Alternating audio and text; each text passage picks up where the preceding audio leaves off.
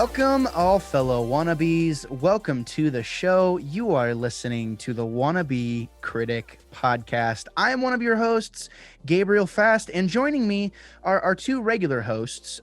Caleb is joining us, Ryan is joining us, and we also have the guy who runs Age of Geek himself, Ethan Maestri, is joining us. Fellas, how are we feeling tonight? Great, so good. Thanks. So good. So happy to be here. Yeah, no, I am too. You know, it's funny. I try really hard to be like, all right, guys, this is the order every time, and for whatever reason, it just happens to go out the window, and that's okay. You know, we just roll with it. Everyone, just be cool. Just be cool. It is in fact the off week though. This is kind of that might be what's throwing me off, is because we should have Rex and Mikey here, but instead we have Ryan and Ethan is taking Rex's spot this evening. God rest his soul. And we're here. I have a name for you for this, Gabe. What? If I can interrupt. No, please. You're gonna do it anyways, so go ahead. I know, every time.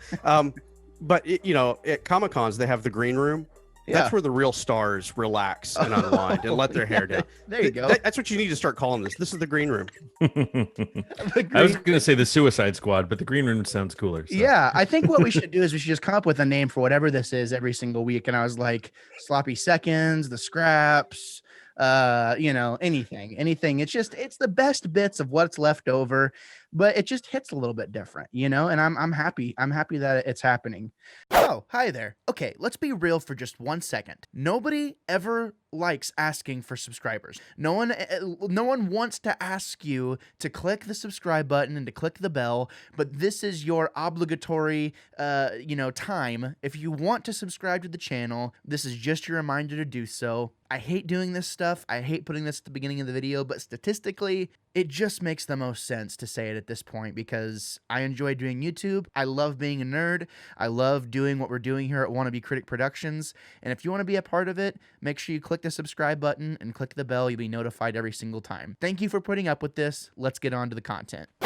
As I was saying before, if you've read the title, we are in fact focusing our main discussion this evening on the 2013 movie Oblivion, starring Tom Cruise primarily. I mean, Morgan Freeman is in it, but can we really say that he stars in it? We don't get enough of his voice. Yeah. Well, he's not the star. Yeah, he's not the star. He's on the cover, which I understand. Like, I actually have a lot of that to say. I'm like, wow, if you go and watch the trailer for this, the movie is not at all like what it was marketed for. In my opinion, it's kind of interesting, and I'd like to, as usual, we kind of talk about like what the critics, quote unquote, the professionals, quote unquote, gave this movie, as a collective on IMDb. I think we're gonna start going with, I don't know, should we like make it IMDb every time, or should we incorporate Rotten Tomatoes along with IMDb? I'm always confused because there's like 4 or 5 different like meta sources. And I don't know what to do. So we're going to just go with IMDb this week, and then we'll figure it out as we go along. But the score may surprise you. It surprised me a little bit. We're going to get into that. But before we do, we're going to do a little bit of a catch up, and then we're going to just talk about some brief news subjects. We weren't going to do any news, but then a couple of the guys brought up some good stories, some good stuff to talk about. And I'm all for it personally. So let's throw it to Caleb, though. How have you been, Caleb? Been good. Haven't been super busy with anything too crazy. I think the biggest thing, I think I said this on the last show, but I'm still reading the Thrawn Ascendancy Chaos Rising, which I just realized that I think a sequel to that book just came out fairly recently. So I'm making a run to Barnes & Noble this week to actually try to pick up some other books, and mostly just Thrawn related books. I hope that this doesn't start a debate about the new Disney books on here. I can see Ethan is like gearing up to just start thrashing my choice of reading. Dude, what's so funny, Caleb, like I literally messaged Ethan the other day right before Light of the Jedi, which, by the way, I don't know if I showed this. Did I show this off last week? I got my hard copy in. Yeah. So I'm all excited. I even re-upped my Audible subscription because I want to read along. It feels like I'm in first grade again. It's awesome. There's a soundtrack to it and everything. I texted Ethan about this and I was like, hey, are you excited for the High Republic? And he was like, he just didn't even say anything. He called me. And then we had a whole discussion about it. So we're not going to tear that wound open here. But you're right. You're right to be reluctant, Caleb. Like Caleb's like, I'm reading the new books, and Ethan's like, I'm going to kill you. No, No, Star we're not. Wars, No. guys. And I can briefly talk about that. I'm excited to see. I'm actually excited to see novels coming out that aren't somehow going to be tacitly or in some way tied to the movies that have come out recently. They need to get away from that, because what I have found with the novels is they cannot write novels that aren't giving away details about the movie that's coming out in another year or so, right? They Yeah. can't step on those toes. And I feel bad for the authors because they have to come up with good stories that are going to have their audience interested in the movies, you know, because it's all tied together, supposed to be anyway. But they can't reveal anything. They can't introduce anything new. They have some basic ideas that they can express, but they can't give anything away. And they have to wait for the people that are making the movies to tell them where their universe is going. And I don't like it. And I have essentially checked out on any of the new novels since Disney took over. But I am glad that they are going somewhere else, somewhere where authors can actually have a nice sandbox to play in. I love that. Go ahead, Caleb, and then I got something to add to that. No, and I think that's a good point, because that's what I appreciate about this book that I'm currently reading, because it's almost like it's set in a separate galaxy. I mean, it's not actually separate galaxies and unknown regions in the Chiss Ascendancy, but it's so disconnected from the rest of the galaxy that we know in Star Wars that it's like, yeah, there's still some terminology there that kind of like hyperspace lanes and all that stuff, but it's almost like it's set in a completely different setting in a different time period, even though it's going on at the same time as the Clone Wars. But it's just like, it's completely out there and completely different like setting. And I actually kind of like that because it's just, from what I'm reading so far, it's just is not related to anything yet that has to do with anything else Star Wars related, which is really cool. It's just giving you that character building of Thrawn, who we have gotten to see, and it's just more character building for him. And, you know, he's a beloved character, and I really, really enjoy that. I love both of those points and what you guys are saying, and it's super duper interesting. Like, from what I've heard so far about the High Republic, it has gotten a lot of high praise from a lot of people. Of course, you know, Charles Soule, who is actually the guy who wrote The Old Man Logan, or Wolverine Dies, I think. One of those two, or maybe he wrote them both. I read it the other day. I remember one of those names came up and I was like, oh, I loved that story. I think it was Death of Wolverine, actually. But he has a lot of other things, you know, he's credited with writing. And as soon as like I read a couple of those things, you know, right in a row, and actually it might be on the first page here, but I remember reading it and being like, you know, it just kind of made total sense to me. And I got super duper excited for, you know, the story that it was to tell. But kind of the thing is, it's not related to anything that we know about, like what you're saying. And I like the idea. It's basically like, well, we're not going to go to the Old Republic, because if you go to the Old Republic, there's so much to work with there that's already like kind of not canon already. But even if you were to go to the Old Republic, I think you would piss one side of the audience off too much. So it's better to just start, you know, something new. And I think that's been the biggest argument so far, is like, oh, they should have gone to the Old Republic. It's like, look, you do realize there is umptillion stories about the Old Republic, right? You can still enjoy that. Like this, that's not like it's erased from history, never to be enjoyed again. You can still enjoy those stories, because the people who are going to be enjoying those stories are going to be the same people that like the separation from that anyways. Like, it's so unrelated to the meta, I guess, but that, you know, it just makes sense to just start with a new story altogether. But yeah. Caleb, who's the author on that one? It's Timothy Zahn. Okay, so you're good. Yeah. You're golden. Yeah. Everything that man wrote was fantastic. Who wrote yours, Gabe? Charles Soule. Okay, so it's not Chuck Wendig, so we're good. Shots fired. He said it. I remember we burnt that book. We did. He talked about it on a podcast. We set it on fire. That book made me so mad. It made me so mad that I regret doing it now at this point. I would much rather have gotten the $1 or whatever I could have gotten trade-in value. But, you know, it is what it is. And it kept me warm for a few minutes. So Ethan's going off. Oh my God. So Caleb, back to you. Yeah, no, it's Caleb was so happy. I'm glad you've been reading. What else have you been doing? That's basically it. I've been watching a lot of football. I mean, it's the playoffs, so Yeah. that's been stressful. For I was gonna anybody ask, that watches football. how's your blood pressure? Oh, I'm on the verge of having a heart attack. I actually Yeah. can't believe that I didn't have a heart attack yesterday. That was ridiculous. Dude, it was so funny that the first half of that game, of course, we're talking about the Chiefs game. It was like that first half was like the most boring thing ever. I was like, I'm gonna go play my Oculus, and then I come back. It was like the least stressed I felt all season long was that first half. I was like, this is easy. This is the easiest Chiefs game that I've ever watched. And then it all came tumbling down and Mahomes got hurt. And then, but it worked out, I think, as best as it could have, but goodness gracious. It's nerds. It's so hilarious because I'm watching my Twitter feed and Caleb's sense of dread is increasing as the game progresses, even though they're winning. And then I'm watching another friend of mine, Scott Kinnison from Sci-Fi Malady podcast. He's a huge Browns fan because, of course, he lives in Cleveland. And so I see his tweets becoming increasingly angsty. And so, it was just an interesting Twitter afternoon yesterday.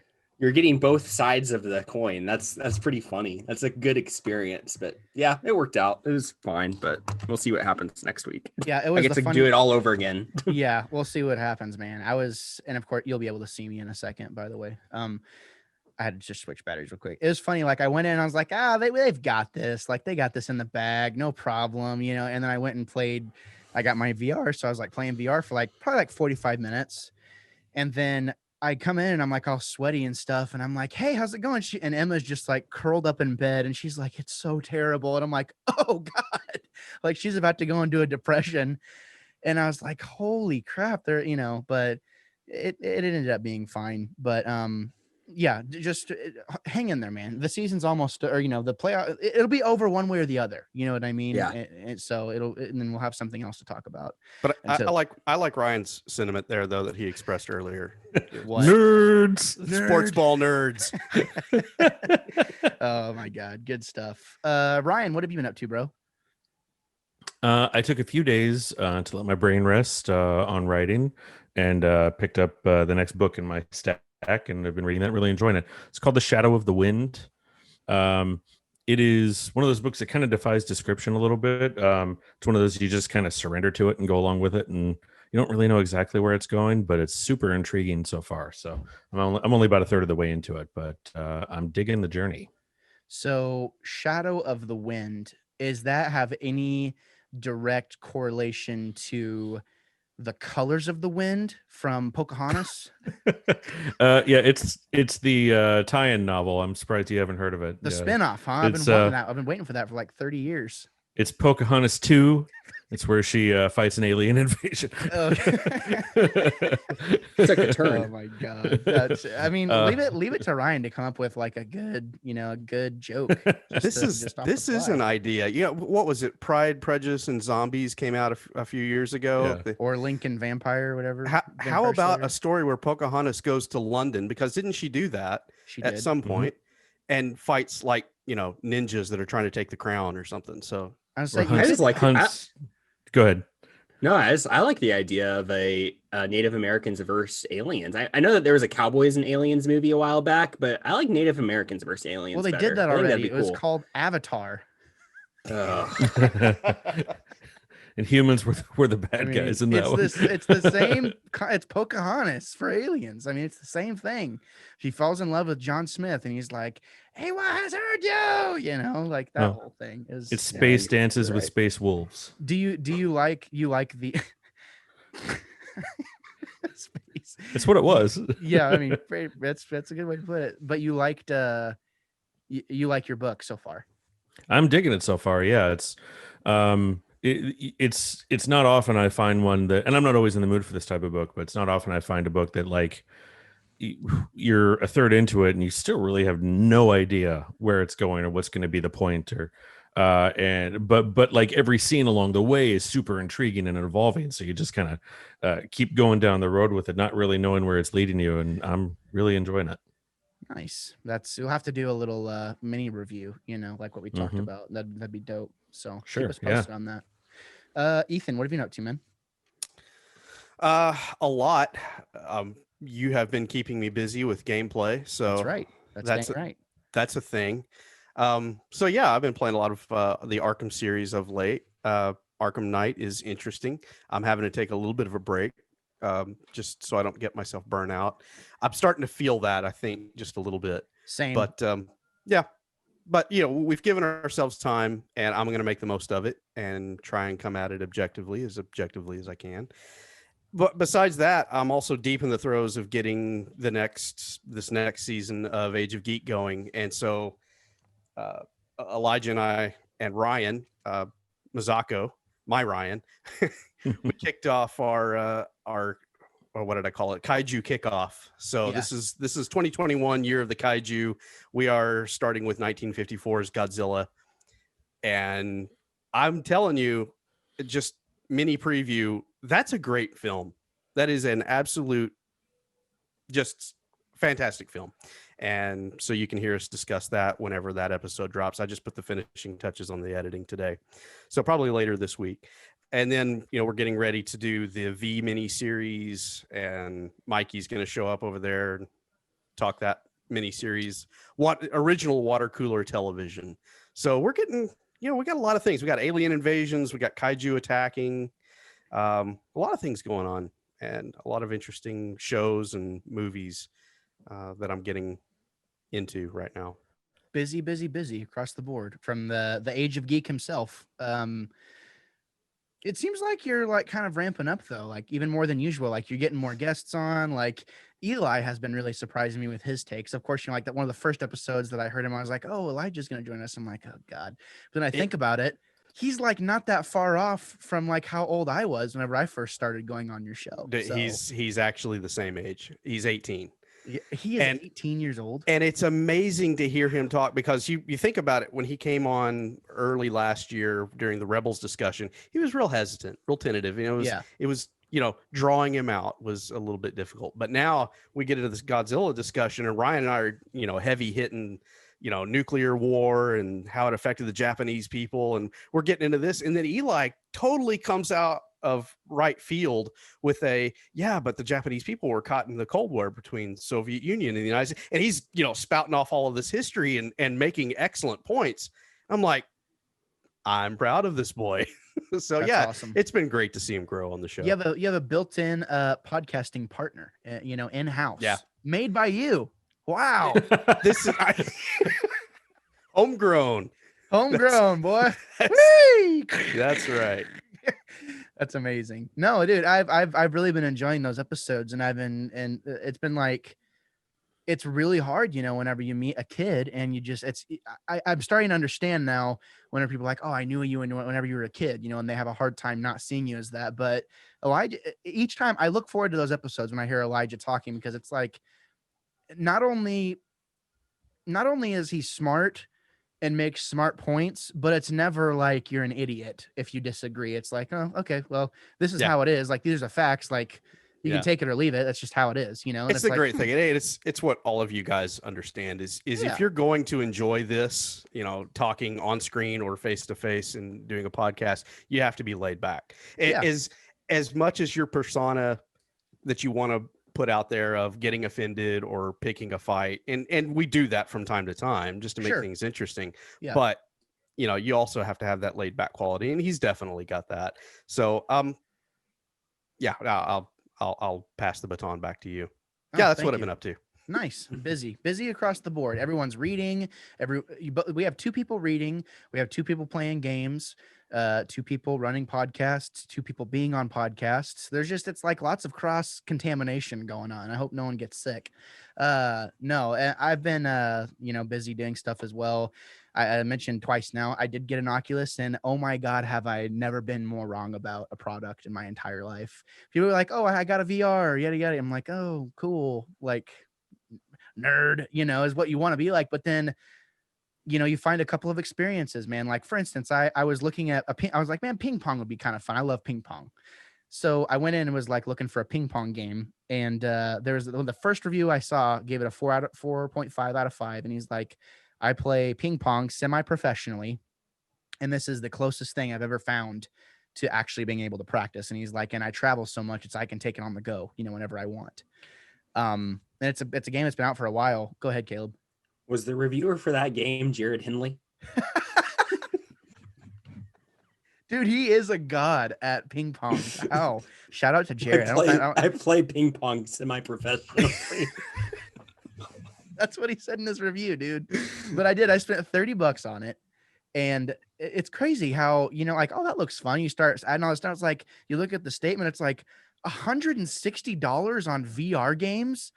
Okay, I guess that's what you have to do, just to be able to get all the experiences or, the best experiences. And I got to tell you, I was driving all day today, and that is literally all I could think about was, I was watching the movie. Of course, I was watching the movie while I was driving.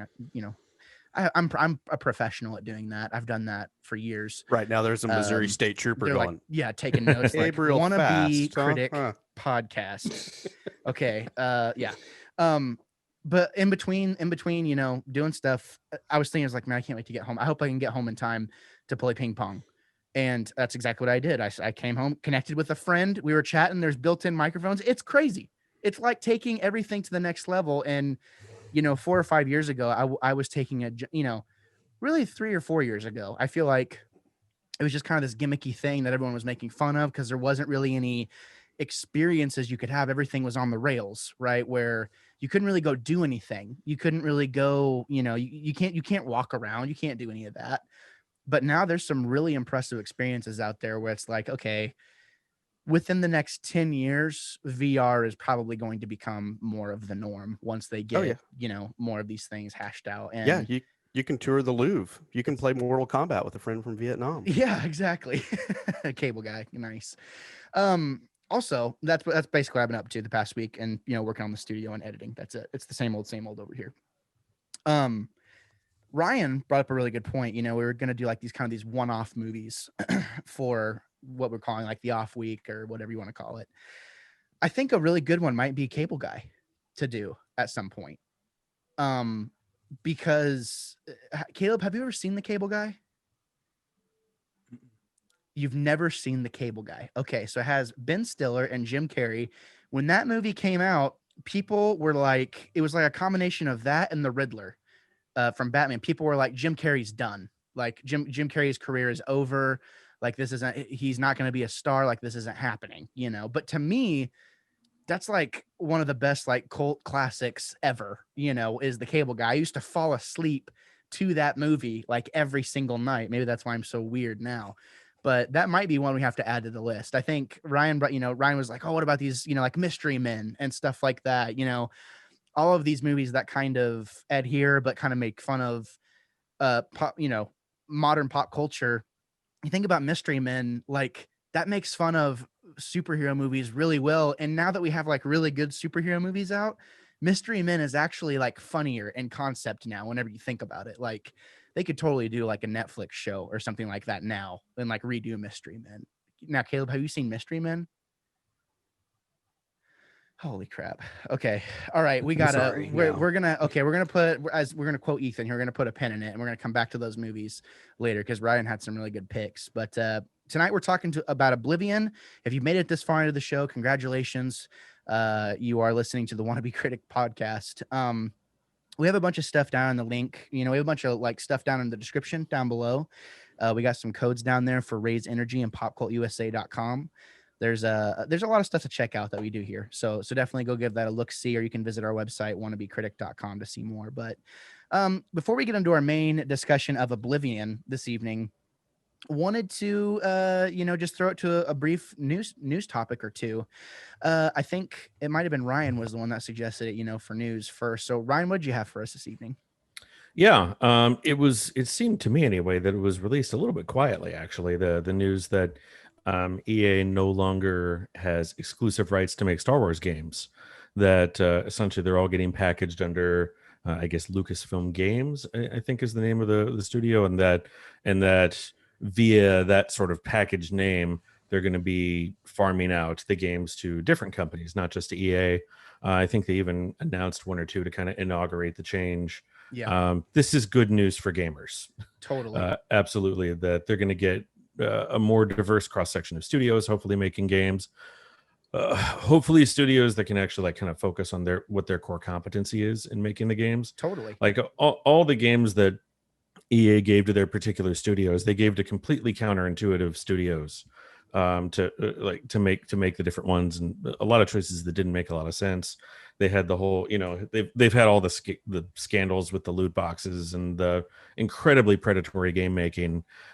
So it can only be, hopefully anyway, I guess, a good thing for gamers if more companies are going to have a crack at it. Yeah, and I think, for me, I feel like I'm kind of sucked into, I follow a lot of big people in the industry that are always talking about stuff. It's like I always see their tweets because I'm interacting with their audience the most, right? And the biggest thing that came out of that whole thing was right after that, they say, oh yeah, by the way, Massive is going to be developing a open world Star Wars game, which for those of you who don't know, Massive are in fact the developers of The Division. So that'll be interesting to kind of see what happens. The Division being kind of a Destiny-esque type game. They don't have to necessarily do that, but the worlds that they've designed within those games are really beautiful. And I think, you get someone with that level of kind of like what you're saying, competency and things like that, who just happen to be huge Star Wars nerds, you know what I mean? Then you might end up with something that's really, really cool. But I totally agree with you. I think it's a great decision. EA has screwed us for how long now? Like on having anything. I mean, Jedi Fallen Order is cool, but I mean, I still haven't put that much time into it because I don't like Souls games. Like it was okay. It was I passable, but that's something we need to discuss on Game Club at some point. But Caleb, you have something to add to this? I think the best part of this is, it's just that we're just going to get more games out of this. I think that's probably more so than the games themselves. My biggest problem with EA having exclusive rights is that we just weren't getting that many games. I like, the Battlefront games. I know that, Battlefront 2 had that whole crazy thing with the loot boxes and it was terrible, but they did fix it to make it somewhat playable. Squadrons is fun. And I think that Fallen Order, was critically a success and a lot of people had fun with it, even though it's not for everybody. So for me, it's not even just like the quality of the game, because that wasn't super my problem with EA having that. It was more or less just the number of games, because it just felt like we just were not getting that many when we really should have. And there's so much other Star Wars content. It's like, why are we only getting a couple of games? Yeah, that's a great point. And I think, I would argue the game that has had the most critical success out of all of the games we just talked about is, in fact, Jedi Fallen Order. And it is one of those things where I think I don't like Souls games. That's why I haven't been playing it. I don't just have the itch to want to go play. I don't really feel like a Jedi. I can't get past those first couple levels, of like really trying to sing it. It's like, man, I want to go do something else, And I'm getting a lot of like Uncharted vibes, which I enjoy Uncharted. I never loved Uncharted, right? So there's a lot of things that are kind of holding me back from doing it. But I think Caleb is right on the mark there. I think numbers wise, I think Jedi Fallen Order has had like the best critical acclaim. The Battlefront games were fun, but they were fun for like a couple months, and it was like, all right, on to the next thing. Like, when are we going to get something like, call me crazy, Force Unleashed is for all of its silliness, it is so freaking good. Like, it is a great game. Go ahead, Ethan. Are we going to see 1313 ever? Nope. Come on. It'll never happen. Come on. The code's a decade old, dude. Like, it's not happening. It doesn't mean you can't take the concept and make a really kick butt game today. Oh, like, I see what what you're saying. Can you imagine what the Unreal Engine could do with a game like that, with the concepts that we saw? That is one of the worst, the most egregious things that happened since Disney took over, was that game getting scrapped, LucasArts being ushered to the door. And come on, whoever ends up, besides EA, putting content out there, talk to those devs, please. That the community wants to see it. Yeah, that's great. And I see what you mean now. I thought you meant like literally the existing IP for 1313. It's like, no, dude, that was for last gen. Like, but no, I think maybe that's what Massive is working on. Go ahead, Caleb. No, I think that's the thing is so great about this is like, we're going to get more games where they can do stuff like that and not feel like they're not tied to something, where we can get that. It'd be super cool to get like more almost like Knights of the Old Republic stuff. I mean, who knows whether they'll go back and revisit that, but there's so many options here. and so many places to explore with just games. And I can't wait to see what they come up with. Go ahead. Yeah, go ahead, Ryan. You could make a Mandalorian game that feels like Mass Effect if you were, I mean, if you put it in the right hands, and that's my all-time favorite game series is Mass Effect. And I mean, yeah, with just expanding who has access to the IP to make the games, boy, you could get some really cool stuff if they do it right. I mean, imagine if Naughty Dog got their hands on a Star Wars IP. That'd be insane. Like, yeah, the sky is the limit. And I agree. You know, this whole thing that you said, I think Kato's made the point. I think all of you have made the point. This is good for gamers. Like, this whole thing is good for gamers because now, and it's a win-win. Like, now, it doesn't matter if there's 3 or 4 Star Wars games that come out in a year or over the course of 2 years. Like, Lucas Film Games or Lucas Games, whatever they're calling it, has nothing to gain but money. Like, especially not just limiting it to, you know, EA is a huge production house, obviously. But whenever you open it up to whoever wants to take a piece of the pie, it becomes a whole other, you know, a whole different situation. So I look forward to seeing some gameplay. I think it's inevitable to get a Jedi Fallen Order 2. I think that's going to happen. But I also think that there's going to be some more less punishing experiences that will be more accessible to a wider audience. You know, because you think about, like, Squadrons is cool. It's very niche. Like, that is a very niche game, a Souls type game, a Soulsborne game. What they did with Fallen Order is a very niche type game. It's, you know, Ethan has made remarks before. It's like, you haven't even beaten it, have you, Ethan? Yeah. I spent about an hour and a half in it, and I went back to Elite Dangerous. And that's the problem. Go ahead, Ryan.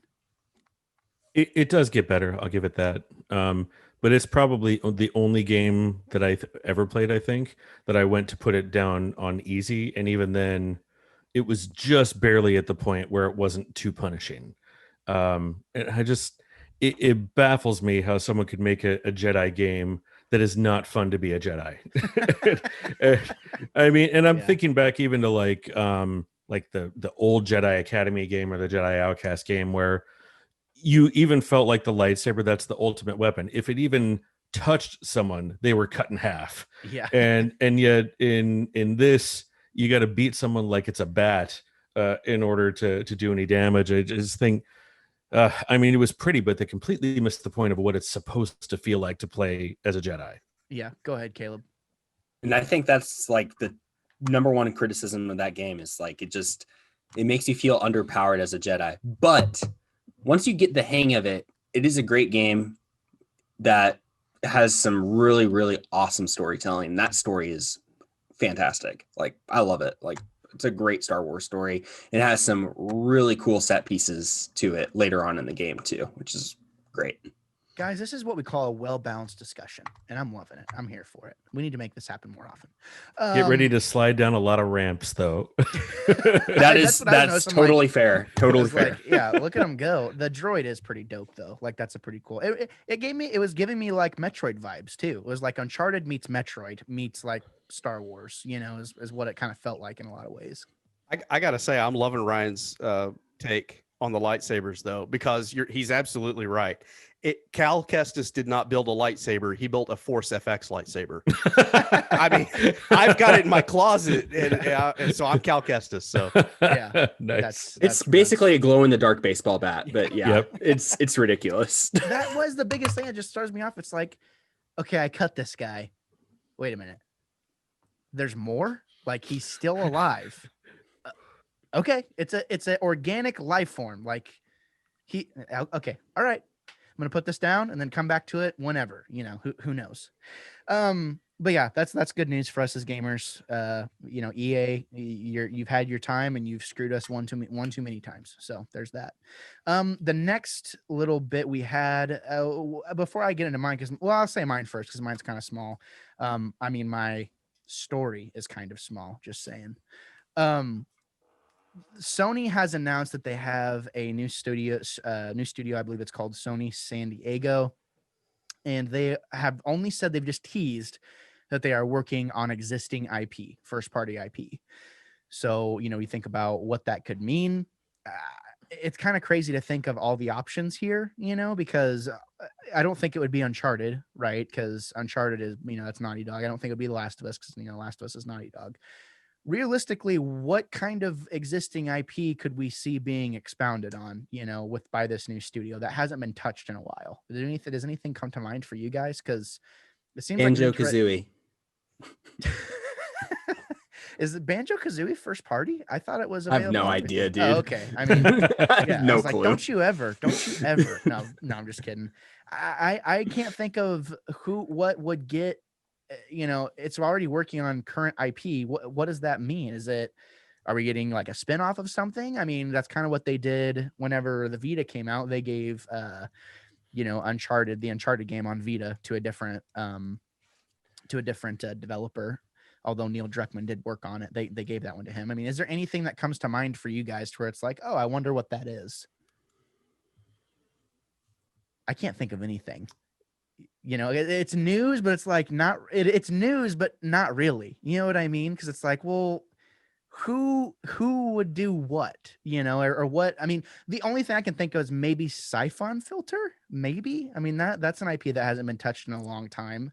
Of course, that's done by Sony Bend, I believe, which Sony Bend did Days Gone, but I mean, they're working on Days Gone too, so it would make sense that they wouldn't be working on Siphon Filter. So that'd be, if you're going to resurrect the IP, I mean, maybe that one. I mean, did you have something, Ryan? Not a specific thing. I just wonder if maybe this is a little bit of their answer to Microsoft buying Bethesda. Maybe they're just wanting to put it out there that like, hey, we're going to have more exclusive to I don't know. Yeah. That could be wrong. It just kind of feels like it could be that a little like a strategic move. Yeah, I mean, just to say, hey, we have another studio. It's just the thing of all of these studios. Say what you want about them. All of these studios that are in Sony's wheelhouse, they all print money. Like, there's not going to be ever a time where those studios don't print money. I mean, I can't remember the last time Sony or PlayStation put out a game that wasn't just didn't sell absolutely insanely. Maybe Medieval, but that was $30, and that wasn't really super pushed to the front. I don't know. I just thought it was interesting to at least bring up, but just kind of like a little trimming of a news article. The next thing on the docket, though, all three of you have been able to dip your toes into WandaVision, and I have not yet. I haven't been able to watch it yet. I've been busy. What do you guys think? Caleb, why don't you kick off the conversation? We'll just go like Caleb, Brian, and then Ethan. I think that it is extremely bold. I think that it is extremely weird, and it is very just kind of unsettling, but I love it. I can't wait to see what comes up next, because I can't believe that they took the risk to basically drop you into the middle of something with basically no context, and you're just supposed to like pick up and go with it. They had the guts to do that. Is really, really cool. It just makes me just sitting there just like, man, I can't wait for the next thing to come out, because there's such a mystery around it. It's really, really, really cool. Are they doing 2 episodes at a time? Is that what's going on? Or they just launch with 2 episodes? I'm guessing the launch was 2 episodes, Okay. just to kind of. That makes sense. I'm guessing and I'm guessing it's because the show is so different. They probably wanted to give people a little more time to kind of get the feel for it. Yeah, and probably, try and give you more context without actually giving you more context type thing, like little nuance here little nuancy things here and there. That way you kind of like what you're saying, you have an hour or so. How long are the episodes? Like 40 minutes? 20 minutes. They're not very long. Really? I mean, they show it like 35 to 40 minutes, but there's literally like 9 minutes of credits. So with the commercial Seriously? Wow. break, if you want to call it that. That is. yeah. Although the commercial's an in-universe commercial, so. Huh. Oh, like they're in the universe, like it's actually in the show. Mm-hmm. It's cool. So it is cool. Okay. So they're okay. I'm getting it. I'm putting it together. Now I really want to watch it. Ryan, what do you think? Yeah, I'm a fan. They're threading the needle for this tone that, man, could so easily go wrong, but they're doing it beautifully, because they're very deliberately taking these old sitcom tropes and embracing them and using them for a very specific purpose. I mean, they're even doing things like they're recording that stuff in front of live studio audiences. I mean, they're going full on meta with it, but at the same time, they're able to do a beautiful job in like having this undertone of like something is wrong. And it's so subtly suggested. It's this creeping, growing sense of unease. And it only crops up little bits here and there. And even yeah, it's just the tone that they're striking is so well balanced. And it's showing you some things that you can tell, okay, these are going to have payoffs later. So you're wanting to pay attention to every piece. And it's obvious that the people that are making it are very well versed in like essentially all the eras of the different styles of sitcoms, but they're twisting that into being this this overlay of some larger thing that's creeping and growing underneath. I'm super impressed. I think the thing that has my interest the most is how they're kind of dropping hints as to things that have happened. And we know, for those of you who don't know, Scarlet Witch can create universes. Like, she is a very powerful person. And I don't know if they're touching on her powers at all or whatever, but just for context, she can do that. And you think about what Vision is capable of. It's kind of interesting to think about what they might be doing with the narrative. But I saw one little clip where Vision walks in the door and he's like, "Oh, that's my wife, always hovering plates." And then Wanda was like, "And that's my husband with his indestructible head," you know. But yet we know what happened in Endgame, right? You know, he got, or Infinity War, I mean, he got his soul snatched, you know, he just got pinched off, you know, like a booger almost off of his forehead. That's what Thanos did to him. It was super disrespectful.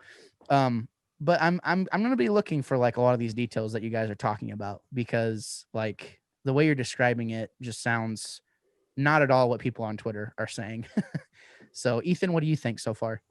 Look, I mean, I have made no bones about the fact that I have not been excited about Phase 4 in the MCU.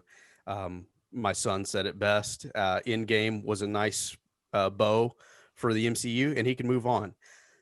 So I came into watching this because of the hype that I was seeing on Twitter. People talking about, hey, this is actually better than what we thought it was going to be. It's weird, yeah, and it is. But I watched the first episode, and 10 minutes into it, I thought, this is a great sitcom. I don't know where they're going with this. I don't know what it means. But, I look at some of the actors that they got into it. Grey Griffin, I love her. She's incredible, and she's funny in this. Deborah Jo Rupp, I mean, I was happy to see her doing something since that 70s show. And, it's just all of the actors that they're putting in this are high quality. And they are reflecting that 50s sitcom era just perfectly. And then after the first 10 minutes of that episode, they start dropping these little things, and it's so subtle and it's so good. And it makes me feel ashamed that I was not interested, that I was ready to just sleep on Phase 4. And so here I am. I'm going to be a fan watching each one of these episodes. And it makes me happy that they're helping me to utilize my Disney Plus subscription. I was just about to say that. Oh, go ahead, Ryan. This is a great way for them to cash in on all of the goodwill that Marvel has built up over the years and all the fans. That it reminds me a little bit of when they announced Guardians of the Galaxy. It's like they had a few successful movies under their belt, like their fan base was really growing, and then they said, "Hey, you know what? We're going to give you a talking tree and a raccoon with a machine gun," and everybody's like, "Well, I mean, all right, you've done fine so far, so I'll give you the benefit of the doubt." I feel like this is another way that they're doing that, where they're saying, "Hey, you've come with us this far, but let us give you something weird and just sit back and enjoy it." I was just about to say that. I was like, Ethan, you should be ashamed, because we had this discussion not too long ago, and I was like, "Are you excited?" You're like, "No, I'm not." And I'm like, look, here's the thing. They're going to give us awesome stuff. I think the biggest question, I think the biggest thing that, and this might have been the thing that turned Ethan off, television and movies, cinema experiences are so different. But whenever you have the right people kind of attaching themselves to certain projects, I don't think you can necessarily fail whenever nostalgia is involved. I mean, with a relative idea of nostalgia, I mean, I think about like 30 years ago, 20 years ago, that feels way different than just 10 years ago. You know what I mean? It's just a completely different thing. Like whenever I watch Iron Man, I can place myself in the theater going to see it, and it doesn't feel like that long ago. But like with older existing things, I never really felt that. So just to kind of know that there's so much story kind of backing these things up that are coming out, I think the biggest thing for me isn't necessarily hesitation as much as it is like, I wonder how this is going to work with TV, you know, in the TV format. Like with WandaVision, the way you guys are describing it, it's already making sense to me. But I think about stuff like, you know, Winter Soldier and what's his head? What's his name? Falcon. Falcon. Yeah, Falcon and Winter Soldier, the Loki show, you know, all these other shows that they're going to be doing. I hope it doesn't feel like too much, you know. I think that might also be my biggest hesitation. And of course, they're going to be objectively different shows, but you know, I don't know. I think it's a super interesting way to continue the story. It's kind of like, hey, we don't know what we're doing with movies right now because we just bought Fox, and like there's a whole other can of worms to open with that. So we have some really cool, weird ideas that we're going to feed you, kind of like what Ryan was saying. And if you're here for it, great. But also, like you guys were saying, the people who have Disney Plus are probably going to end up watching it anyways. So, and then the question ends up being, who doesn't have Disney Plus? You know, so it's just lots to work with. But I'm excited. I'm just kind of hear you guys talk about it.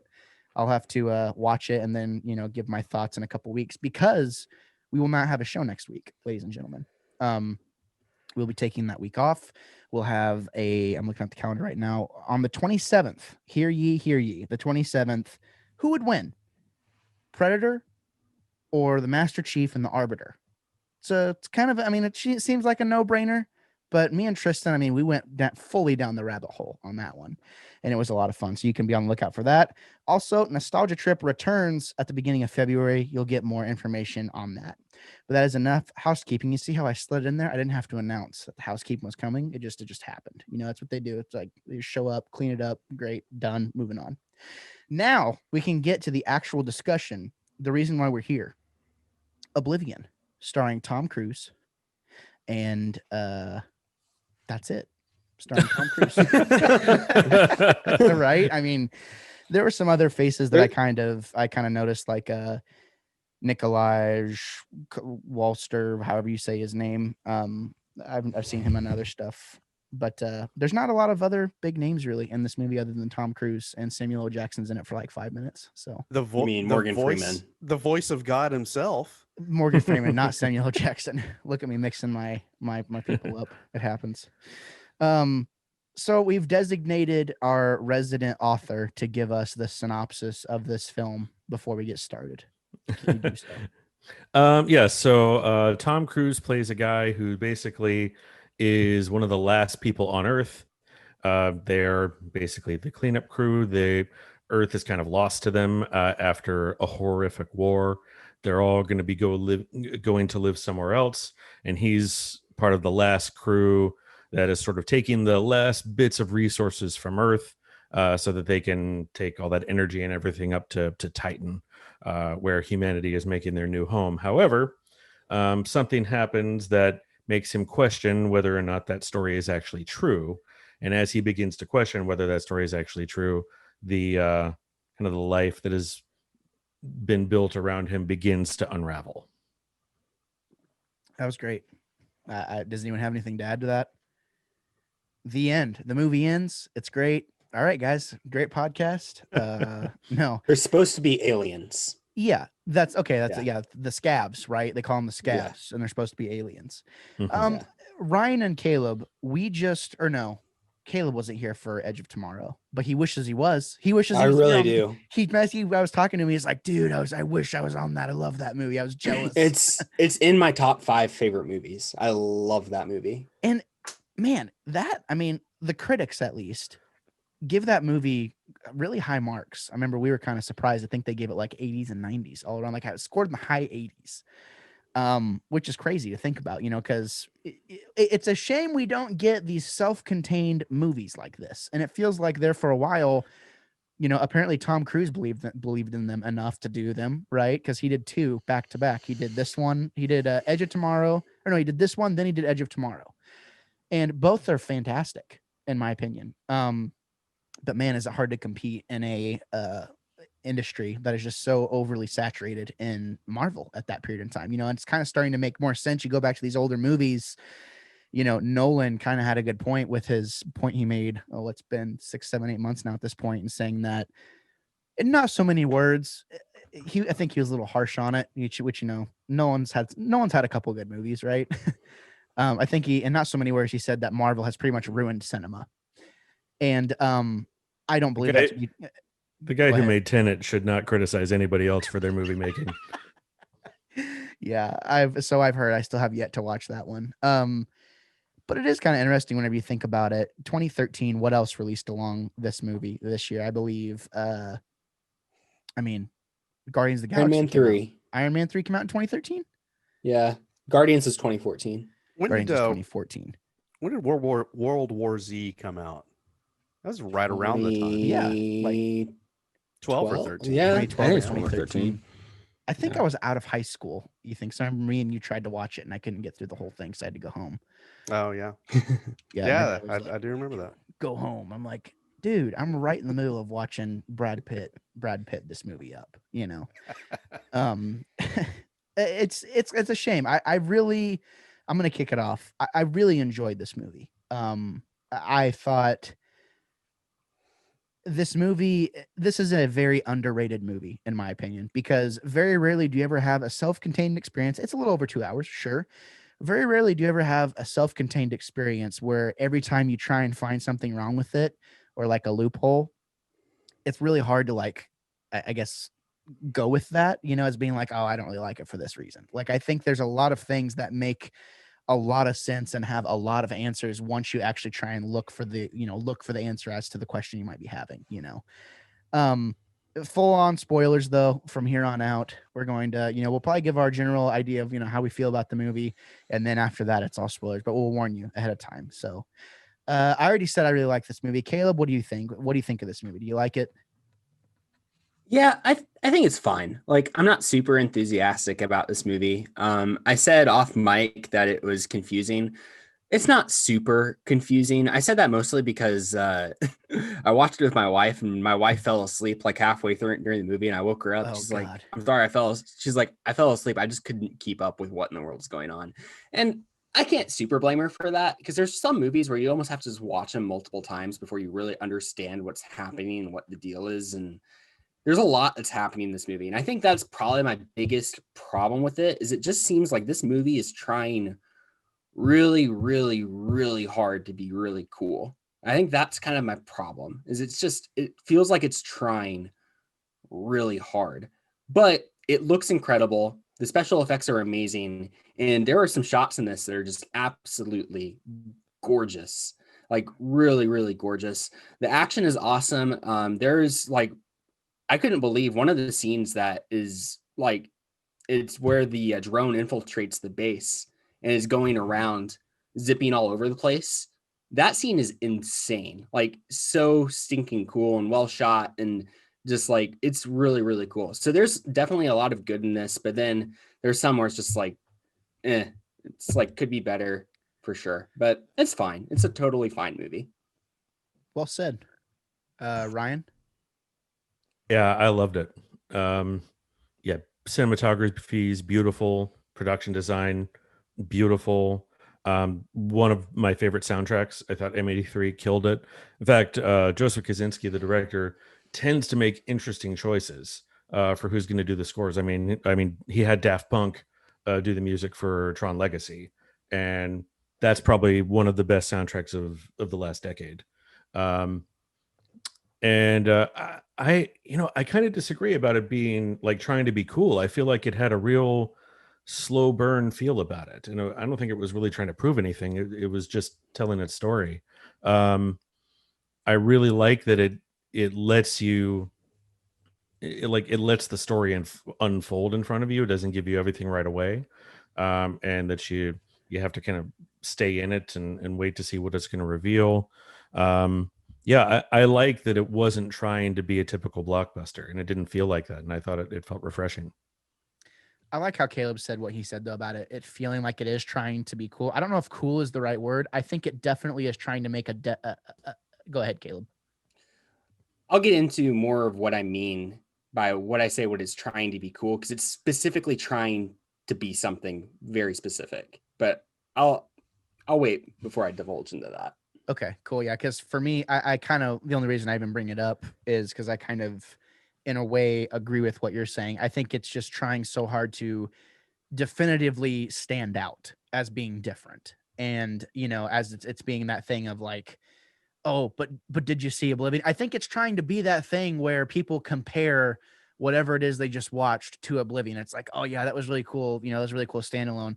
But did you see Oblivion? Like that was kind of that kind of did this thing, or that did that thing, or the music reminds me of Oblivion and stuff, which I think I've made those comparisons, as being, because it is, for lack of a better word, it's unique, Now, whether that's a good thing or a bad thing, Caleb's going to give his opinions on as the review progresses. But Ethan, what do you think of this movie? Well, I mean, that's the thing about what we're doing right now is this is kind of opening statements, and I don't mean to pile on Caleb here, but here I go. It's not trying to be cool. It is inherently cool. I mean, this story written by Joseph Kosinski was originally a graphic novel, and that's a great way for this type of story to kick off. And then what do? They make a movie out of it. Who gets to direct it? Joseph Kosinski. And who better to bring his vision to cinema? And I think he does. He just knocks it out of the park with this movie. I have always, from the first time I watched this movie, absolutely loved it. My only regret about this movie is that I didn't see it in theaters. I picked it up, just in the used bin in my local media store and watched it, and it just totally shocked me in how good it was, because I didn't have faith in Tom Cruise as an actor to be able to pull it off. But while I don't think he is the best part of this movie, he's still good, and he does very well with this character. But everything that Ryan mentioned about the cinematography, 100% agree. There are some set pieces that are full panels. Kosinski got to do his graphic novel in movie form, and I love this movie for that. I also love the sound design. There are moments where there is just not a lot of dialogue, and you wouldn't think that there would be a lot to work with, but the sound designer, and I did not look up who it was, so that's my bad, but the sound design in this movie is fantastic for making the environment feel full and real. And like with the scavs, the voice altering technology that they have, it just little details like that just sprinkled throughout. The sound of the drones, the scene where the hydro machine, whatever it is, explodes in the middle of the night, that's on par almost with the shockwave, the sonic device going off in Attack of the Clones. It's like almost that level of impressive sound and sight. So yeah, I do love this movie, and I'm really curious to put Caleb on the stand and make him defend his comment. So here we go. Wannabe's honest opinions all around. And I love what Ethan said. Like, ladies and gentlemen, there have been many a times. Listen, we're almost 200 episodes into this podcast. Okay. There have been many a time where we just thought it was the good idea to argue, right? We are not here to argue at all. Like, that's not why we're here. We're here to talk about a thing, unless it's Star Wars, of course, and that's a whole other story. But no one's here to make anyone feel bad or whatever, but it is that thing. It's like, really, you didn't like it, or that thing you said, it's like, okay, your turn, you go. Okay, tell me why, like, explain why. And at the end of the day, we can all at the end of the day, we can all say, Oh, he's hey, back. Okay. He's back. did I freeze? Yeah. Totally dropped totally out. froze. Okay, what was the last thing you heard? We're not here to argue. Unless Okay. it's Star Wars. Unless it's Yeah, Star Wars. we're not here to argue unless it's stars. Okay, I think I got most of my point, on my end. But for lack of a better word, we're all gonna say our piece, and then we're gonna be like, okay, I may not agree with you, but whatever, you do you. That's fine. We're not here to reprimand anyone for their opinion, Ethan. No, I'm just kidding. I'm kidding. I'm joking. I just said I'm curious kidding. to see what Caleb's argument is, or his feeling. I'm curious to hear what it is. I didn't say he was wrong. I'm just saying I disagree. No, and that's exactly what I'm saying. I totally jest, because I think if for the amount of arguments we've had on the show, it always feels like it's always been with Ethan. It's either me and Ethan or Mikey and Caleb. That's the only people that argue ever, and it's great. It's probably why we have as many listens as we do. Anyways, let's kind of segue into our negatives, or things that we're not crazy about the movie. I think that's a perfect opportunity, and I'll kick us off. My thing with this movie is I think that there are a lot of really cool things in this movie, and I can see other people have taken inspiration from this film, is what it looks like to me. I immediately saw Death Stranding whenever he's on the motorcycle with that wide shot kind of going around. And a lot of you guys haven't played that, but it looks exactly the same. And just the idea of kind of being alone in this huge kind of destroyed toxic world at this point. That image, it just burned in my mind. I was like, oh, that looks like Death Stranding, and it wouldn't surprise me had there been inspiration taken from that. I think there are a lot of really awesome and cool things about this movie, but I think the slow burn for me kind of, I don't want to say it loses its charm because that's not true. It tends to drag on a little bit for me. I think it could have sped it up in some areas because I think the pacing feels off to me sometimes. And maybe it is because it's kind of directly related to the graphic novel. I think Tom Cruise, this might be my thing, is I think this is one of Tom Cruise's best movies in terms of acting. I thought he killed it here in a lot of ways. With his little dialogue is what he actually has. Like that scene whenever he's talking in the, the football stadium, and he's kind of giving his anecdote about that whole thing. It hit different for me for whatever reason. I've only seen this movie one other time, but it just kind of, I don't know, like I was like, oh, look at you go. Like you're embracing the acting, side of you're actually, it felt like he was actually trying, he wasn't trying to just run away from the thing that was happening, because that's what he does in his movies. But for the most part, yeah, I think I enjoy this movie, but I do think it tends to lull in some areas. And I know some of those things are meant to build tension, but it ultimately kind of fell flat for me in some areas. But I don't think it takes away from the overall idea of the movie. So that was like my biggest thing that I wasn't crazy about, is I think it just lulls. Caleb, now you have your pedestal and your platform. Go for it. Before I go into my rant, I will say, I think you're right, Gabe. I think that's a big part of this, what's wrong with this movie too. I think if you could speed it up and chop 15 minutes off this movie, I think it would be better. But okay, getting into my thing, I have to say, like, I agree with both Ethan and Ryan. Like, the sound design is awesome, like incredible. The way everything sounds is top notch, really good. Visuals are great. The concept of it is great. And even the story of it is really cool. And the world that they've built is really, really cool. Like, I like all of that stuff. My problem when I say that it's trying to be something, trying really hard to be something, what I mean specifically is it's trying really, really hard to be Planet of the Apes. Like, really hard. Because you are having a lot of the same concepts, and you have this world that's basically completely changed in the future. It's vague kind of what's going on, don't really know what the real deal is, and they're just wanting you to twist it into you and get you with this twist at the end. And we know Planet of the Apes has one of the best twists ever at the end of that movie, right? And you even have the people coming down from, a spaceship that's been lost years in the past. And now they're being dropped into this, future, and what's really going on. And then I feel like this movie is just constantly trying to get you with a twist. Like, oh, here's the twist. Oh, the scabs, well, they're actually humans. And, oh, you're actually working for the aliens. And they just keep trying to get twists here and there and here and there. And then they try to do it again with the twist at the end that Morgan Freeman's the one that's actually inside the coffin that's a nuclear bomb, and it's not actually the chick. Some of the dialogue is just really clunky and just kind of takes you out of it a little bit. You'd think that him and that chick that he's been working with for years would have more chemistry, and they just don't seem to really have much chemistry. And that's one of the other things that kind of, is just kind of a downer for me, but that's really it. And I'm sure that I've probably said something that made somebody mad. So let's go into it. Well, and also too, I think, because I sent you guys a text. I dipped out for a second. Stupid rural internet is how it goes. But I think we're going to be able to catch the gist of what you're trying to say. I think the last thing I heard you say was they're trying to twist too much, and then basically you went into the chemistry of the them two. That's pretty much where I came back in. Is that about right?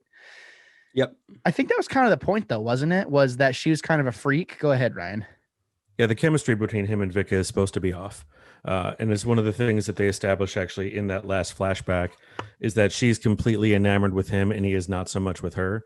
And she's desperate to be in a type of loving relationship with him that is never going to happen.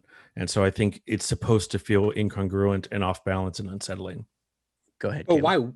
why would it? They're at the end of a 5-year stint where they've been together for 5 years. They don't have really any prior knowledge other than like maybe a dream that they don't know each other, that they aren't supposed to be in that relationship. And we're even hinted at when he goes over to 52's house and meets the other Vic, that they seem to be in a relationship because she's like asking for a kiss and he's like kind of put off because you can see that those two clones, their relationship had progressed to a place where his relationship with his Vic hadn't like progressed, right?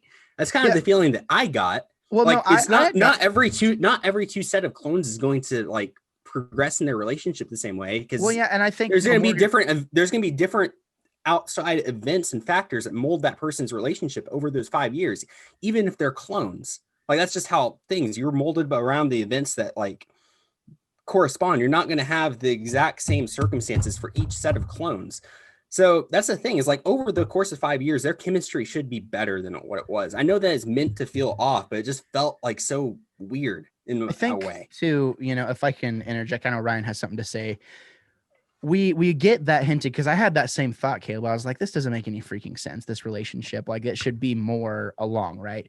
Well, Morgan Freeman actually says, he's like, I've been watching you for a long time, like kind of insinuating that he's seen maybe many different versions of Tom Cruise, and not what was his number, the main guy's number, or the main Tom Cruise, 41, 39, 49, I think. 49, right? That's right. Yeah. So I mean, we kind of get the idea, is like, I've been watching you for a long time. And he's like, then I saw you, and you were different, like almost like tidbits of his memory, things like fragments of his memory were kind of still intact, and fragments of what he made him actually, function as himself, were a little more present, or maybe it just developed faster. And that's kind of, that's all conjecture. We don't know exactly how it works, but they do try and give a nod. It's like, this one is different, than the rest of them. So, I kind of have to agree with Caleb before I throw it to Ryan on that one.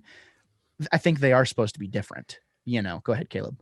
But at your same point, then why is 52 showing up at the end with all of the other like humans, the scavs, and he's gonna just end up with the girl at the end if they're different? Like if 49 is supposed to be different, why does 52 end up being the exact same guy that takes it up his place? Like that's an inconsistency there that just kind of kills it for this movie for me a little bit. Go ahead, Ryan. There's no indication that 52 had any better relationship with Vika than 49 did. In fact, there are indications that it was exactly the same. For one, when he hesitated about kissing her, she didn't seem surprised by that. And two, she indicated that they've been having the same awkward conversations about him trying to get her go down to the surface and her refusing and saying it's against protocol. So I think they had the exact same type of relationship. Part of the message of the movie is that no matter what the aliens do to them, they cannot remove what is hardwired about their humanity. And part of the way they show that they're like what's hardwired in them can't be overwritten by the alien is that the two of them are never going to be great loves for each other. She is always going to want it, and he is never going to. So it's part of showing their consistency of humanity that the aliens cannot break. Go ahead, Ethan. Well, I was going to say that's a great point, and we see that in the process that the alien has put in place. Part of their protocol is, are you an effective team? Yeah. It constantly makes them check in and say, is everything going according to plan? That's the same conversation that's happening in sector after sector after sector because of what Ryan brought out. It's inherent in these clones. Go ahead, Caleb. And how stupid is that, though, that it's only asking the one person that wants to have their relationship? By your guys' logic, are you an effective team? Of course, the person that wants to have their relationship is like, yeah, of course we're an effective team. And the other guy's like, I have no sneaking clue. Tom Cruise who's Sally? Care. Yeah, like has no clue. That doesn't make any sense. I have like, an answer for that. If the AI is supposed to be intelligent at all, it should be molding both of them together, right? I have an answer for that. Go ahead, Ryan. because she's the canary in the coal mine. If the one who desperately wants things to succeed is telling the Tet that things are not succeeding, that's when it knows to pull the plug.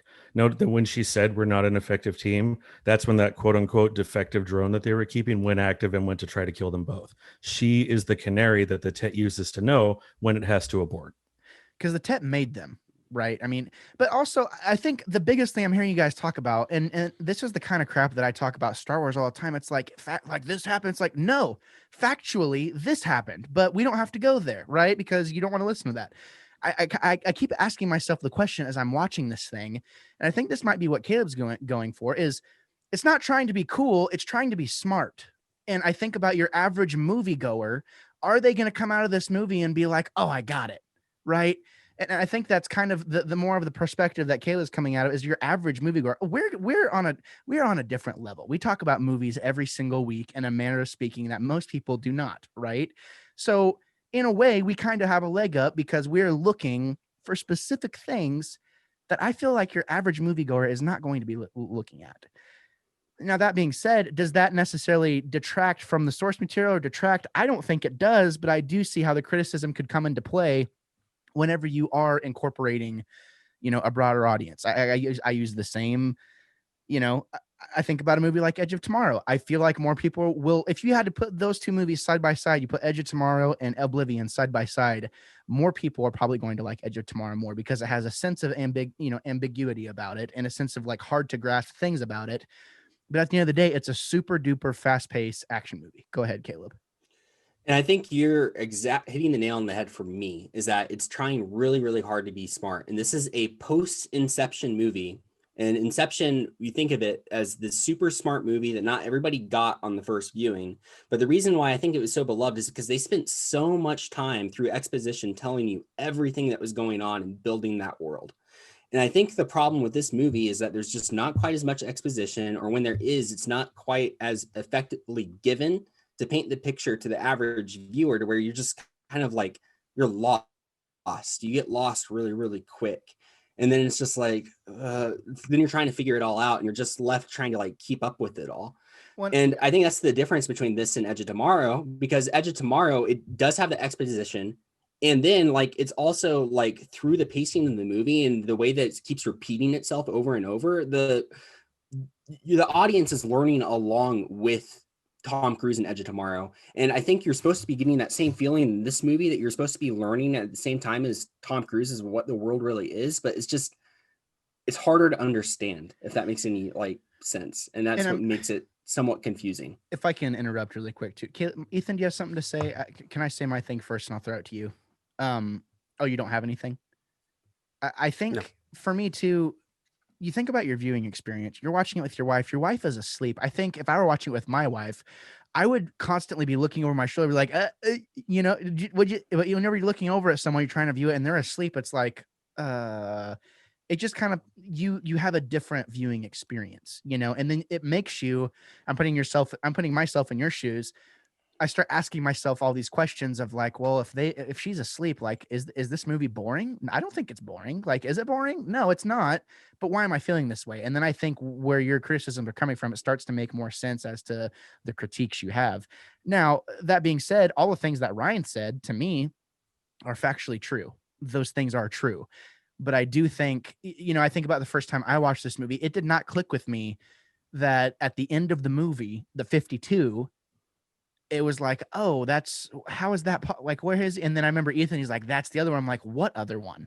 Oh, I thought he killed him. He didn't kill him. Oh, and then you just start, I think, to Caleb's point, it expects you to kind of follow along and pay attention. And I do, even, 4 or 5 years later, 4 or 5, 6 years later, I think it benefits a second viewing for sure. Go ahead, Caleb. And that's probably my biggest problem with this movie is the way that it ends. I hate that it wasn't actually the chick that self-sacrificed herself at the end and that they just threw in Morgan Freeman into the box. I think that it would have given more weight had she self-sacrificed herself for all of humanity. And basically the reason they didn't do that was so that she could end up with 52 at the end.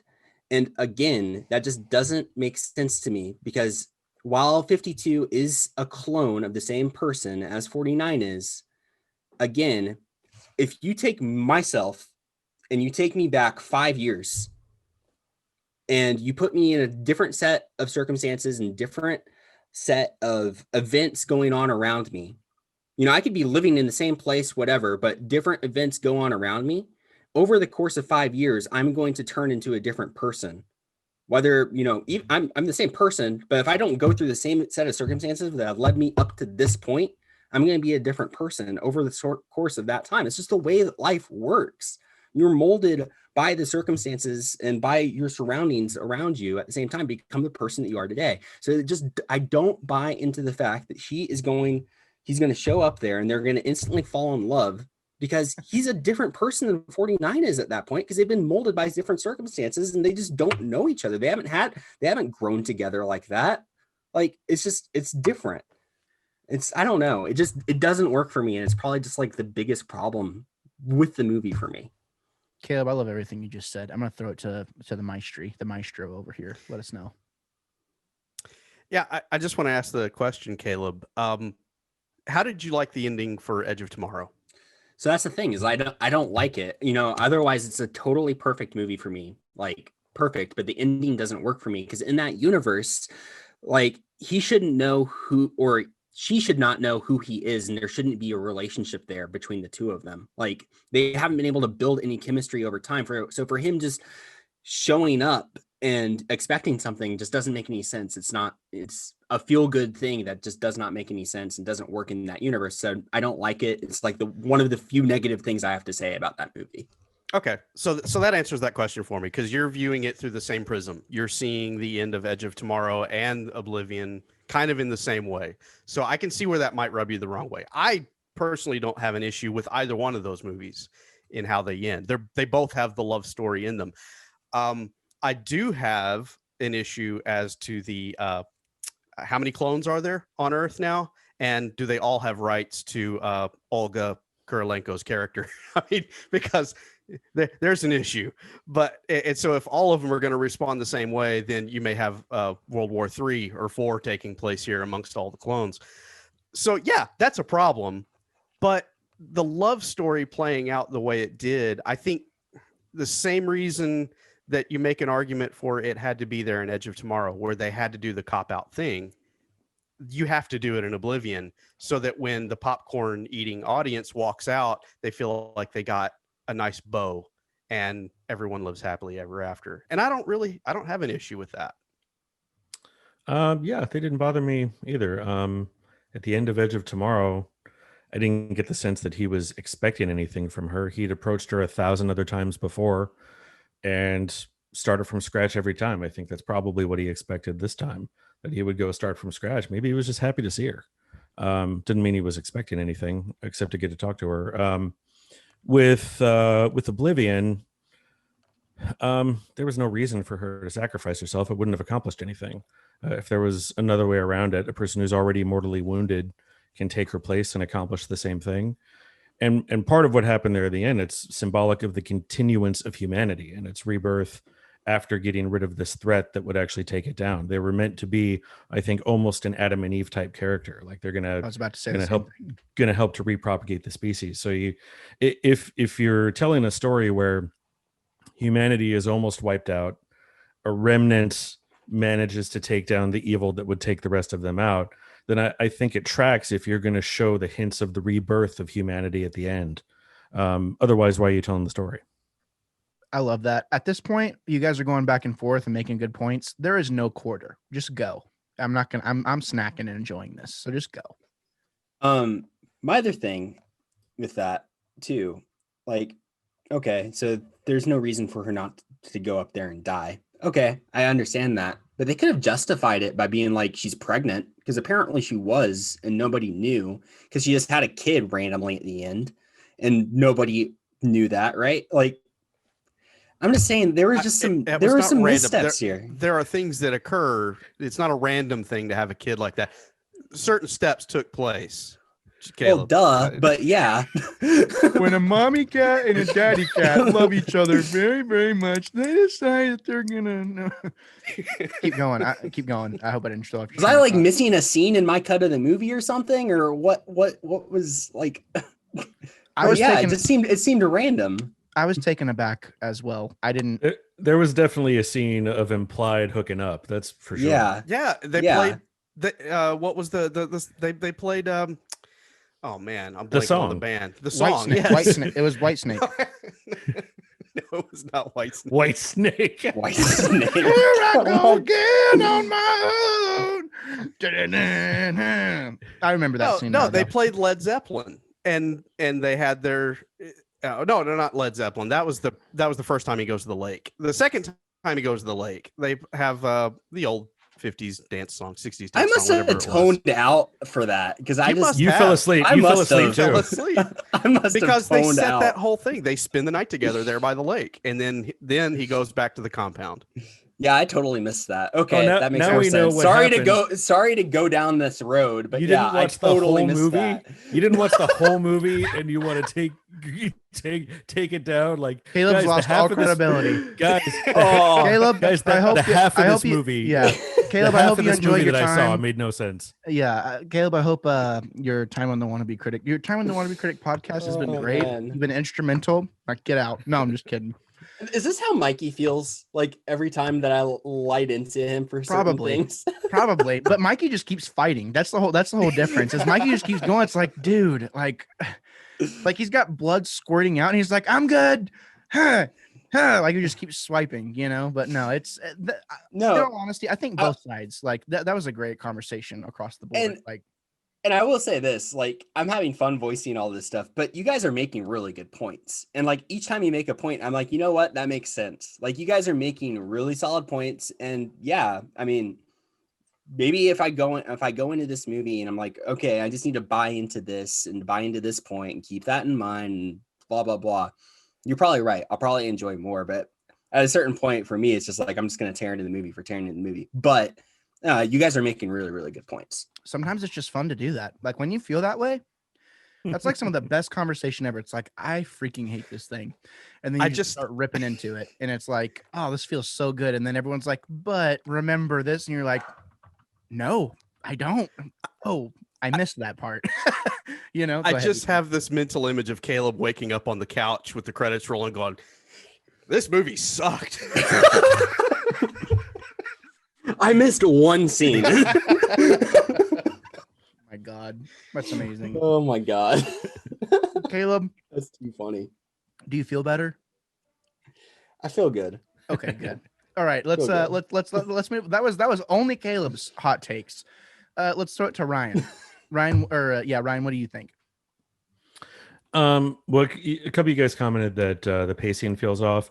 It is a little bit off. And it's, I think it goes back to the first act is about twice as long as a typical first act is going to be. They took like a long time to establish the world, establish the feel. That's part of kind of where the whole slow burn feel comes from. You could have probably cut 10 minutes off of that and not like missed a whole lot of it. I think it all, mattered in the end, but at the same time, could you have sped some things up? Yeah, definitely. And I think because the first act is kind of a double length first act, you have a second act and a third act that are both they're proportionally a little bit odd in like when the milestones happen and when reveals happen. So yeah, it's definitely unusually paced. I tend to be sympathetic to that because people say my books are unusually paced. So I guess it doesn't bother me as much, but it definitely, I recognize in this that it's not like the typical percentages of a 3-act structure.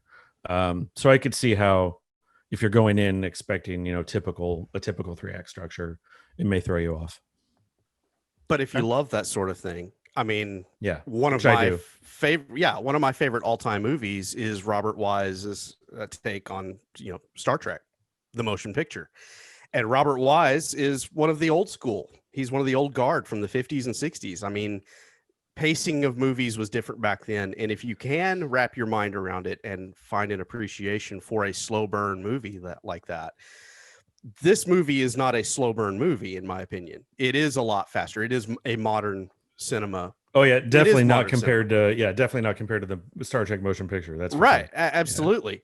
Yeah. but it does remind me of that, and that's probably why I gravitate toward it so much, because you're right, it is a little bit slower paced. It's just not something we see in action movies and a lot of sci-fi that's being filmed today. But yeah, I appreciate it for its pacing. It reminded me, I feel like it tried to pay its own homage to 2001 in terms of pacing and like really trying to like drop the ball on you in some ways. Like, oh, you know, this movie isn't quite what you think it is, but it takes forever to really understand that this movie is different. Like, think about 2001, you spend 30 minutes with that dude, and it's like, wait a minute, he's not the main character. What's going on here? You know what I mean? And I mean, that might be a weird scenario or a weird comparison, but to me, like, I definitely felt, God dang it.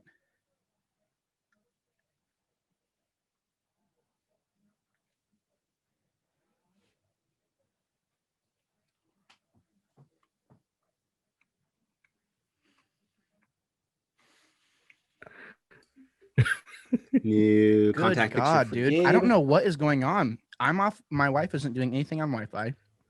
I have no idea what's going on. I'm so sorry. It happens though. Anyways, the whole It's 2000. okay. We got a great screenshot out of it, so it's just fine.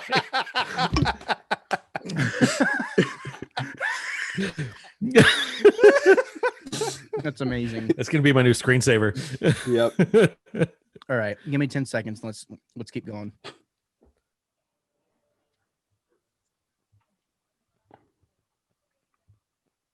Freaking Zoom always ruins everything.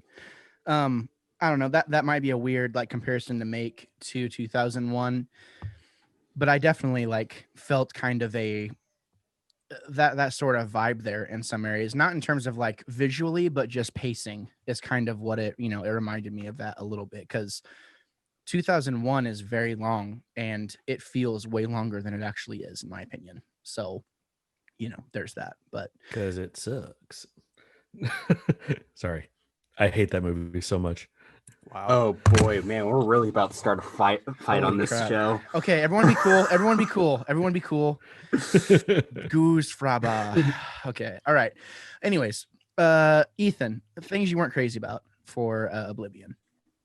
A couple of things. You know, Tom Cruise, he is good in this movie overall. I'm not going to fault him. I will say the scene in the stadium is probably his weakest moment. Yeah, I know you brought it up as being something that you appreciated. I felt like it was kind of his weakest moment in the movie. You're weak. The flashback and the flight up to the Tet and into the Tet, I feel like is where he really sells the movie. And I believe I'm with him and with his character. And it's almost a tragedy when he goes up in the explosion at the end. You knew it was coming, but you felt it. And you felt bad for him having to be put into that position. And I felt like Tom Cruise did a great job handling all of those sequences being strung together the way they were. I'm not a geologist, but I don't think 70 years is a long enough time for the world to look the way it did in this movie. It's a movie, though. And I'm just going to say it's a movie. It's fine. We're going to move on. But if they'd made it a longer period of time, it might have been it would have taken away a little bit of the misgivings that I do have whenever I'm watching them fly amongst the buildings of New York. I'm like, yeah, 70 years is not long enough for this to happen. Plus, if the world is going to close in on those buildings that way, they're just going to get crushed and pushed over. You know, There was a nuclear war. No, there wasn't. No, they blew up the moon. It tore the Earth apart. You know, bad things happened. I thought they And said I they don't- shot, they the shot nuclear- nukes. No, the nuclear war is propaganda from the Tet to try to convince Gotcha. the humans. It's part Okay. of the Tet story. See, I didn't. That's another thing too. Crossed hairs sometimes. So continue. I apologize, sir. Yeah. But you're But weak. besides those points, you know, that's the only nitpicks and gripes that I would have about the movie. Overall, I feel like the movie does what it does extremely well, and I'm always entertained. This is one that my wife will actually ask me periodically, about once a year. She's like, "Hey, we've got Oblivion. You want to watch it?" I'm like, "Absolutely." She loves this movie too, and she, I would say, is your average movie watcher. So there you Okay. go. Okay. Fair points all around, gentlemen. That was probably one of the most well balanced. I didn't have to do anything. I didn't even say anything hardly. I just sat here and ate Starbursts and pretzels the whole time. And just I gotta say, like in this moment, watching Caleb, because I've been podcasting with Caleb for over. I mean, it's been a while. It's been almost 2 years now. Like I think about when Caleb first started versus where now. Caleb just took both you guys on like no problem, and I was like just super duper happy because not only is he my brother-in-law, but he's also like my co-host. So it was just awesome. Like you guys would have a point, and he'd be like, "Okay, but wait a minute, here's this," And even if it was, I thought that was like just a really well balanced discussion overall. I thoroughly enjoyed that. Let's be real though. My arguments weren't nearly as good as theirs were. Whatever, Caleb. Don't let your humility show now. While you're bleeding. No, I'm just kidding. It's okay. I'm bleeding out in a ditch over here. Just let me die. You guys are right. Props, Caleb. Hit the snooze button and move on. Yeah, You guys ever see yeah. Kung Pao? Did you ever see Kung Pao? I love Kung Pao. I'm bleeding, making me the victor. Yeah. God. That'd be a good one gosh. that'd be a good one to review. Oh God, for something like this. That'd be fun. Okay.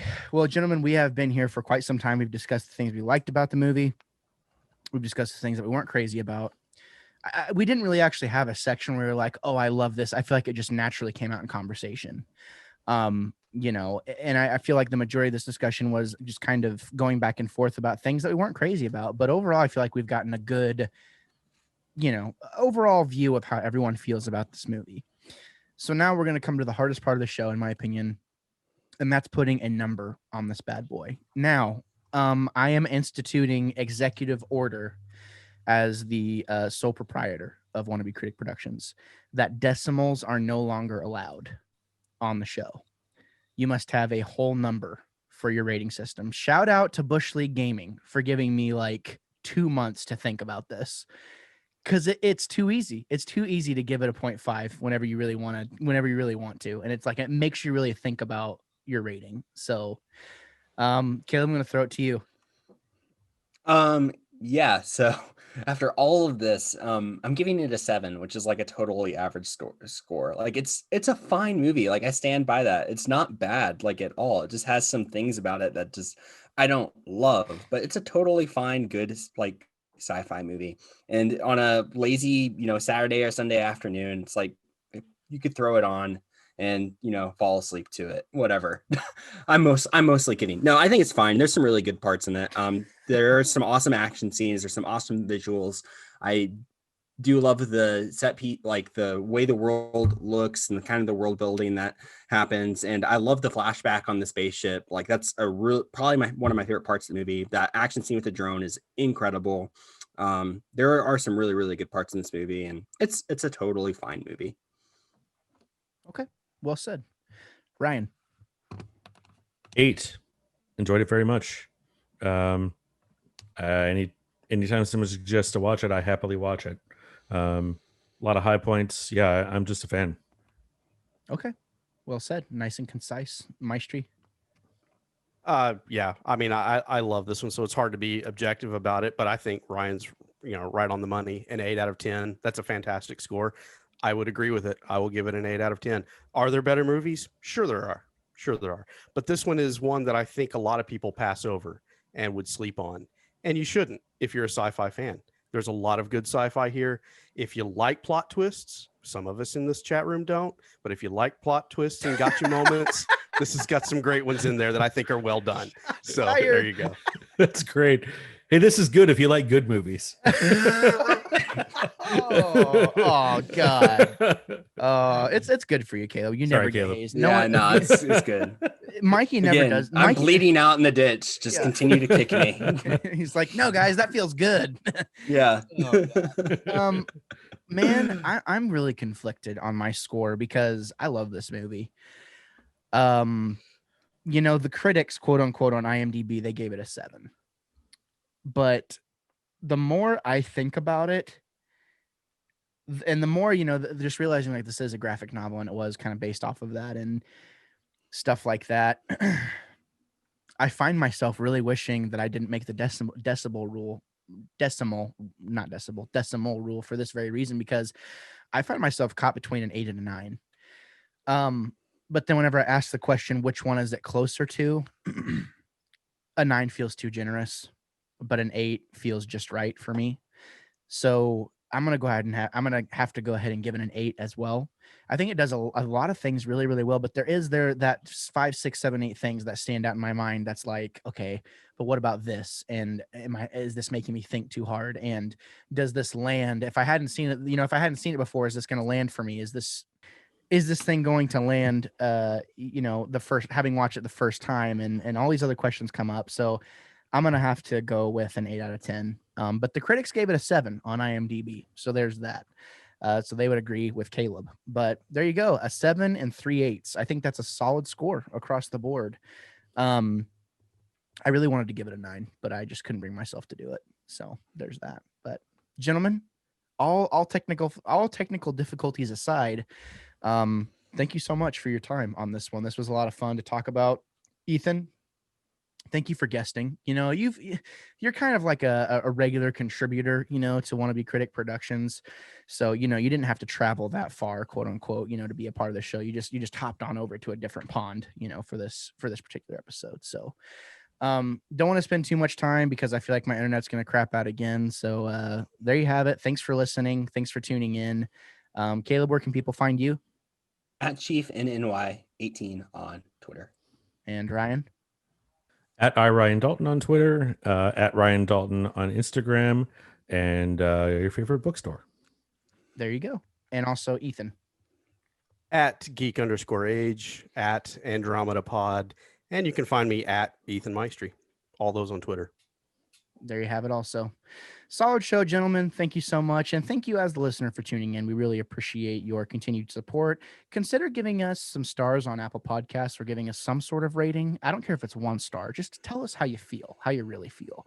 And I always talk about this thing about how you go on a podcast, you listen to a podcast, and they're like, oh, give us 5 stars, because obviously that's going to keep you most relevant. Don't do that unless you think we're worth it, because I read them. And I don't want bullcrap. I want you to be honest. So give us whatever you think. If you can take the time to do that, that would be awesome. And you can always find us on Twitter at Wannabe Critic Productions. You can find me on Twitter and Instagram, the Wannabe Critic, obviously, the one and only. And stay tuned, because we're going to be doing a lot of stuff. And remember, no regular show next week. We're taking the week off, and it's who would win, Master Chief and the Arbiter or Predator. So stay tuned for that. And we will see you guys next time. So thank you for tuning in, and thank you for preparing yourselves for a plethora of hot takes and potentially unpopular opinions. We will see you next time. Say goodbye, gentlemen. Later. Bye. Bye. Whatever possessed you to check out the podcast or the YouTube channel today, I just want to say thank you so much for doing so.